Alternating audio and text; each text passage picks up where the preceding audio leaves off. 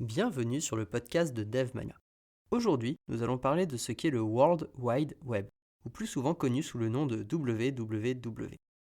Vous avez déjà dû en entendre parler, et si ce n'est pas le cas, sachez que vous l'utilisez tous les jours. Et si vous êtes développeur web, alors c'est grâce à cela que vous avez un travail. Pour mieux comprendre ce que c'est, parlons un peu plus de sa création. En 1989, son créateur, Timothy Berners-Lee, travaillant au CERN, le Centre européen pour la recherche nucléaire, s'est aperçu qu'il y avait des difficultés pour partager les informations. Étant connecté à l'ARPANET, qui est l'ancêtre d'Internet, et au réseau local, il commença à réfléchir à un moyen de communication, par ces deux réseaux. Il propose alors à son supérieur un document appelé Information Management a Proposal. Désolé pour ce magnifique accent. Dans le but de pouvoir travailler sur son idée. Son boss, pas trop convaincu mais excité par l'idée, accepte. En octobre 1990, Tim crée les trois technologies fondamentales de son projet.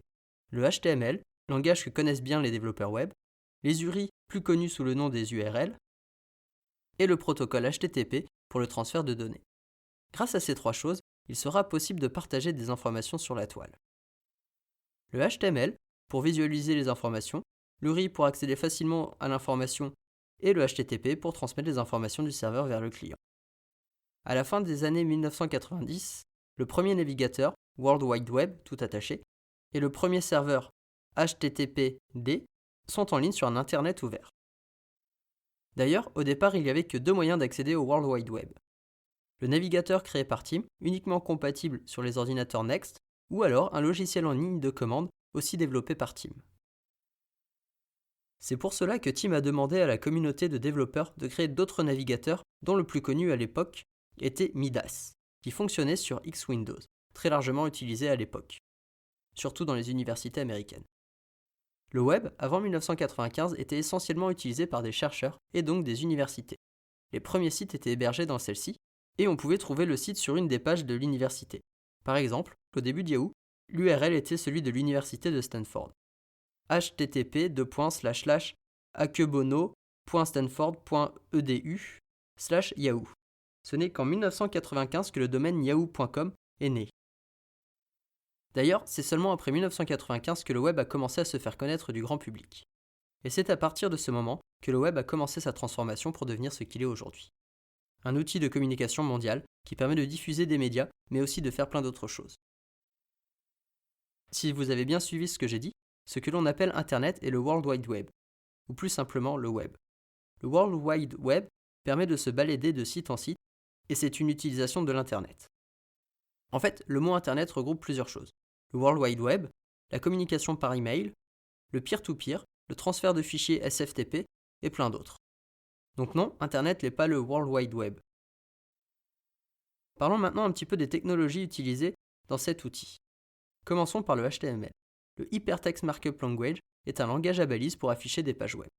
Comme je vous l'ai dit, le but de Tim avec le World Wide Web était de partager des documents numériques facilement. C'est pour cela qu'il a inventé le HTML, qui seront les documents partagés.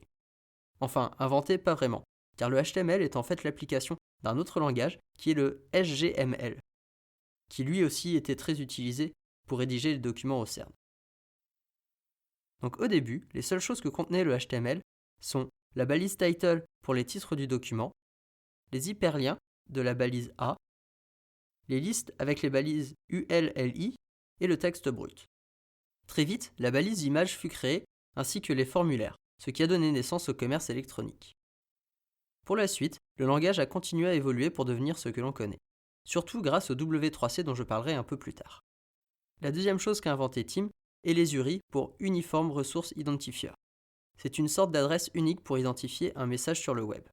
Par la suite, c'est devenu une URL, qui est une application des URI avec une information supplémentaire qui est la localisation. Car comme je l'expliquais, au début les premiers sites web étaient dans des universités et donc il pouvait y avoir plusieurs sites sur le même nom de domaine, comme pour Yahoo. C'est seulement lors du changement vers les URL que chaque site a eu son propre nom de domaine. La troisième chose qu'il a inventée est les requêtes HTTP, pour Hypertext Transfer Protocol. Cela permet au client de communiquer avec le serveur par un système de requête-réponse. C'est-à-dire que le client doit faire une demande au serveur pour récupérer les informations. Il faut savoir que le transfert fichier SFTP existait déjà au moment de la création du HTTP. Cependant, il ne supportait pas la notion de format de données que l'on appelle aujourd'hui le meme-type. Contrairement au tout début, le HTTP est beaucoup plus complet maintenant. Ce protocole est défini par plusieurs choses. Le premier est l'URL qui permet de définir avec qui on va communiquer. Le deuxième est le type de requête. Le premier type de requête inventé fut le GET, qui permet de récupérer les informations comme une page. Il y a d'autres types comme le POST, DELETE et le PUT, qui sont les plus connus. Il en existe d'autres, mais ils sont moins utilisés, comme Head, Option, Connect, Trace et Pass. Je vous mets un lien si vous le souhaitez avoir plus d'informations. Sachez aussi qu'il existe le HTTPS, qui est à mon sens la nouvelle norme que tout le monde devrait adopter sur le web. En fait, c'est une version sécurisée du HTTP, d'où le S à la fin pour le mot secure. Pour moi, cela devrait être une norme sur tous les sites, car cela permet de sécuriser les échanges entre le client et le serveur. Car de base, les échanges en HTTP sont en clair. Et donc, si quelqu'un récupère ces échanges, il peut savoir ce que vous avez fait et avoir vos données personnelles. Après ces brèves explications, s'il y a une chose à retenir, c'est que les 3W n'est qu'un service proposé sur le réseau Internet. Une des spécificités de cet outil est d'être libre et utilisable par tous. Il n'est d'ailleurs la possession de personne, par contre, il est développé grâce au consortium W3C. En gros, le W3C est l'organisation qui va définir comment évolue le World Wide Web. C'est par exemple lui qui donne les derniers standards du code HTML. Il fait des recommandations pour la sécurité du web et plein d'autres choses. Il se bat aussi contre les choses injustes. Dernièrement, on a beaucoup entendu parler de la neutralité du web. Et cela parce qu'au début, le web se devait d'être un endroit libre et non discriminant. C'est-à-dire que tout le monde doit pouvoir y accéder sans restriction et équitablement. Le problème avec la loi aux États-Unis concernant la rupture de la neutralité du web est que maintenant, le fournisseur d'accès peut faire payer la bande passante d'un site au propriétaire de celui-ci. Par exemple, en France, imaginez Orange demander au coiffeur de votre ville de payer pour que son site soit accessible aux clients Orange. Et que du coup, SFR et Free fassent la même chose.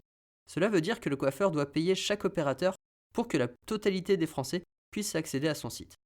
Ce n'est pas possible pour lui, et cela met en avant les gros groupes comme Google, Netflix et Amazon, car eux pourront payer la somme aux 3 fournisseurs d'accès. Malgré tout le soutien qu'il a eu, le W3C n'a pas réussi à gagner cette bataille aux États-Unis.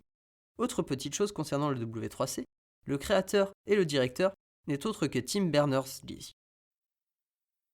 Contrairement à d'habitude, je ne vais pas seulement vous demander d'aller remplir mon sondage à l'adresse dev-mania.fr/avis, mais je vais aussi vous demander autre chose. J'ai créé une liste email où je répondrai chaque semaine aux questions sur le développement informatique que vous m'aurez envoyées à l'adresse questions@dev-mania.fr.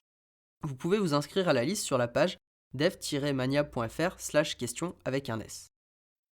Pour vous encourager à vous inscrire, je mettrai en place un système de coaching dans le développement informatique pendant un mois avec les 3 premiers inscrits.